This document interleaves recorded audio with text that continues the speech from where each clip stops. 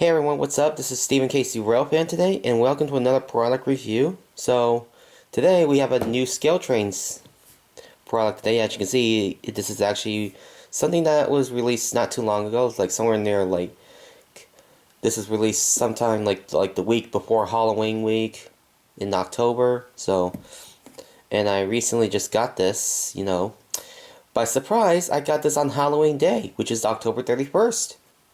So, which was very surprising. So, here, so as you can see, the Locomotive is a GE Tier 4 GEVO. So, and you're wondering, that's the Locomotive. It's right here.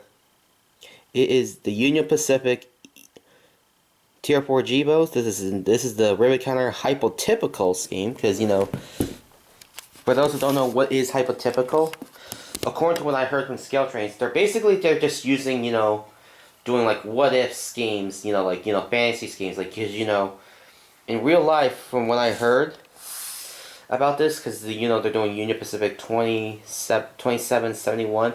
I'm not sure if there's a particular road number that is in the scheme right now in real life. So basically, what they're doing is kind of like imagining what it'd be like if Union Pacific actually purchased more GEVOs But now they do their current 2022, their new scheme, which is where they put the flag on this side and then add the letters and such. So it's pretty cool because they did other schemes like like NS Tier 4 with the Thoroughbred scheme instead of the Horsehead, BNSF H1 Tier 4s and CSX Line 2 Tier 4s and Baromix, and also this Canadian Pacific, because Baromix and CP don't have Tier 4s at the moment. Well, CP probably is going to have Tier 4s from some rumors I saw, because I think they're numbered in the 7400 series. But I just only seen pictures of them covered in tarp and all that. Okay, so without further ado, so here it is. So it looks really cool because I really like how it says HypoTypical on the bottom on it, and then the packaging is basically the same as other Rivet Counter locomotives. So let's lift it up and see what we get.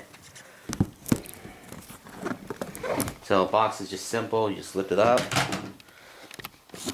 And then there's the manual and the foam covering it. And there's the locomotive itself. Look at that. Looks really cool. So, anyway, getting it out is actually quite simple. You just pull it out like this and set the box aside. And then you just slide it out like this.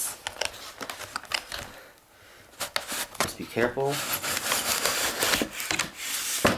And it comes with a Ziploc bag, which these are basically like bearing caps, which is basically what they use because Rivet Counter locomotives and rolling stock have bearing caps you can use. Like in case of a bearing cap comes loose, you can put these spares on and too. So yeah. So now let's get the locomotive out the box. I'm gonna just take off the supports real quick. And there it is. There's the locomotive. So there it is. So I'm going to get the locomotive onto the tracks and then we will begin the review. Alright, so starting off the review, so here's what we see in the front. As you can see, the front is lots of highly detailed. So you can see the snowplow, MU hoses, train line hoses, and I really like the ScaleTrains coupler. It's nicely done. Handrails are nicely done and painted.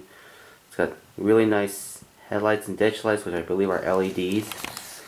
And if you can see, it's got the PTC antenna on the top. Oh. And the number boards are nicely done. Windshield wipers. And all that. And the detail on the front. It's got the 4-piece window. Everything. Truck's nicely done. I love the brown wheels. You can see. And the bearing caps do rotate, as said before, because since this is a Rivet Counter locomotive. It's got the flag that's moved to a new location because from what I discovered, the reason why Union Pacific did that is to because usually since diesel locomotives generate heat, because sometimes if they get wet, usually people find that if the flag is like weathered or dirty and stuff like that, or has burn on it, they kind of find that a little disrespectful, so Union Pacific moved it to improve it. And so that's why they put the Union Pacific lettering right here, which I think is pretty cool. And Build America, as you can see, it's got lots of see-through details, like the see-through grills. The same for the radiator wings are nicely done too. And you can see the see-through detail there. And it's got the squared exhaust stack, because I believe the squared one is usually on the early tier 4s. Because I know there are sometimes late version tier 4s usually have the squared exhaust, because I know there's also the angled exhaust too. And then there's the horn, K5HO. It's very nice, and that's really nice detail. So now we'll move on to the back. The back is nicely done too. Lots of great detail. Look at that. That's really amazing. And everything. So now I'll put the camera down, so let's turn the locomotive around. Yes. And also lots of great detail on this side as well. So you can see. And also you can see the steps are nicely done too. Sorry, my shadow's getting in the way. That is really cool. See-through steps. Everything. And then, you know, there's the E-bell in the fuel tank. Everything. Look at the detail. Wow. So I'll show you guys. It's absolutely really stunning.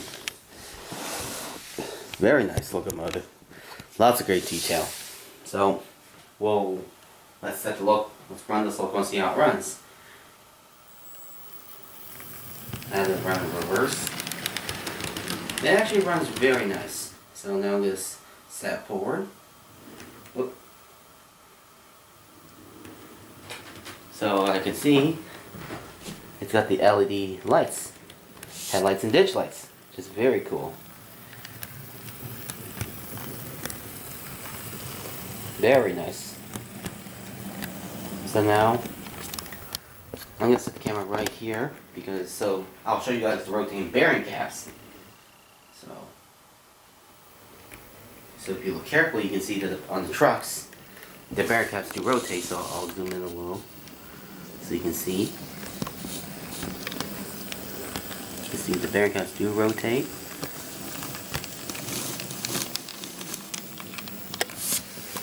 Which is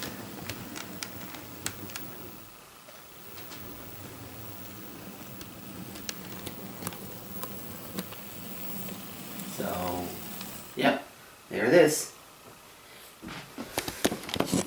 So that's basically going to be the review of the ScaleTrains Rivet Counter HypoTypical Tier 4. Because I know in their recent run they also released several other road names, like, you know, like more road numbers for like BNSF, CSX, NS, UP, CN.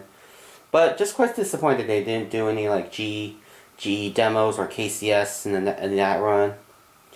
But it's alright. Because I really was hoping to get another KCS Tier 4 at one point, but who knows. So I have to say this is actually a pretty cool locomotive.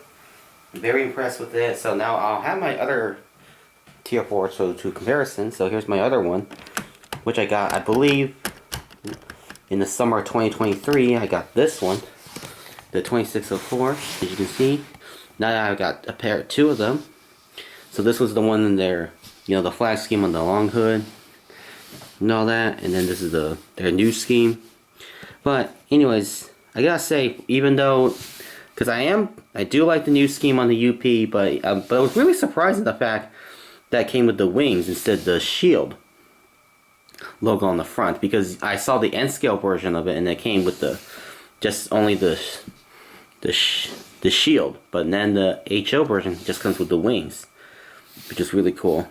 Which I don't really mind. I mean, I do like the wings scheme best, because I think that the wing scheme looking on any of their locomotives looks the best, because I just love it.